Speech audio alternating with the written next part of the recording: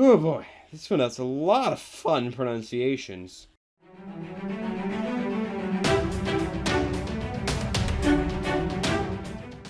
Hey guys, I'm Republic of Vixia, and today I am going to be talking about the history of Portugal. Now, I'm sorry I haven't uploaded in a while. It was just the end of a term in school, so I had a lot of homework and all that. But anyways, there are two cities that have claim to the first settlement in Portugal, those being Ponta de Lima and Lisbon. Now, both of these were founded by the indigenous Iberians, of which there were a lot, and one of the biggest groups is called the Cynites, and they actually even had their own written language. Now, in the first millennium BC, the Celts invaded, and then the Greeks and Phoenicians set up trading posts. Okay, now it's actually kind of interesting how Portugal got its name. Basically, the Celts named a city after their goddess, and I am going to butcher this name, but Caelach, and called it Cala. And then when the Romans came in, they changed it. They added the Latin word for port to the beginning, making it Portuscala, which then evolved into Portugala and then Portugal. So, yeah, that's how Portugal got its name. Man, Celtic names are difficult. Now, the Roman conquests of Portugal started in 218 BC in the Second Punic War, where they decided to take the province of Lusitania, which is Portugal south of the Douro River, and the province of Extremadura, Spain.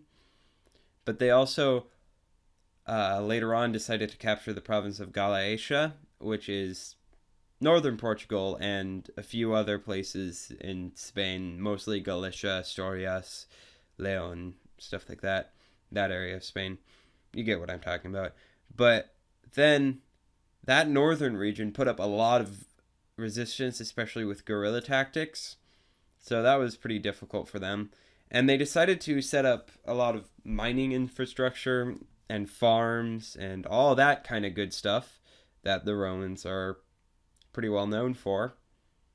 So, yeah, and it pretty much stayed that way up until the Roman collapse. Now, obviously, since it was in the western part of the empire, Portugal was part of the Western Roman Empire after that whole split. And as you may know, that thing fell pretty hard. Like, not just fell hard, it shattered into a million pieces. And 3 of those million pieces were in Iberia, those being the Suebi Kingdom, the Visigothic Kingdom, and the Vasconian Kingdom. But the 2 that were in Portugal were the Visigothic Kingdom and the Suebi Kingdom. Being Dark Age kingdoms, they upheld the church fairly furiously, and then the Visigoths ended up uniting Iberia in 585. They held sway over this territory up until the Umayyads led a small force to intervene in the Visigothic Civil War, where they defeated the Visigothic King Roderick in 711 and swept up into Septimania, which roughly corresponds to the borders of the old French province of Languedoc-Roussillon and was recently incorporated into Occitania. If any of you know your old French administrative divisions, then you know where this place is. Basically, it's a small part of southern France that borders Spain. And yeah, the Umayyads reached their height in around 750. And I think that's where I'm going to end off this part.